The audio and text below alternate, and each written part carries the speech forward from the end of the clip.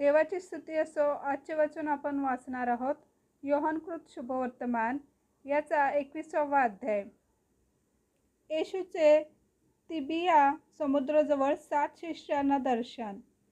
त्यानंतर तिबियाच्या समुद्राजवळ येशू शिष्यांना पुन्हा प्रकट झाला आणि तो ह्या प्रकारे प्रकट झाला. शिमोन पेत्र, दिमदुम म्हटलेला थोमा, गालिलातील काना येथला नतनेल, जब्दीचे मुलगे व त्यांच्या शिष्यांपैकी दुसरे 2 जण हे एकत्र जमले असता शिमोन पेत्र त्यांना म्हणाला, मी मासे धरावयास जातो.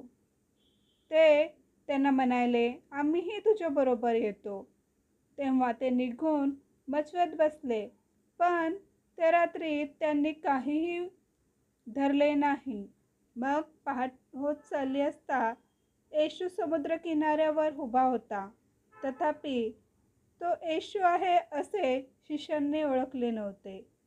तेव्हा येशूने त्यांना म्हटले, मुलांनो, तुमच्याजवळ काही खावयास आहे काय? त्यांनी त्याला उत्तर दिले नाही. त्याने त्यांना म्हटले, मच्छव्याच्या उजव्या बाजूस जाळे टाका, म्हणजे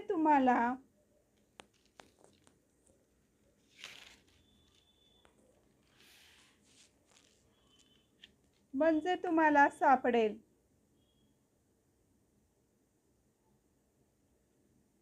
म्हणून त्यांनी ते टाकले. तेव्हा माशाचा घोळका लागल्याने ते त्यांना ओढवेना. यावरून ज्या शिष्यावर येशूची प्रीती होती तो पेत्राला म्हणाला, प्रभू आहे, प्रभू आहे. हे ऐकून शिमोन पेत्राने अंगरखा घालून तो कमरेशी गुंडाळून घेतला, कारण तो उघडा होता, आणि त्याने समुद्रात उडी टाकली. दुसरे शिष्य माशाचे जाळे ओढीत ओढीत होडीतून आले, कारण ते किनाऱ्यापासून दूर नव्हते, सुमारे 200 हात वर होते.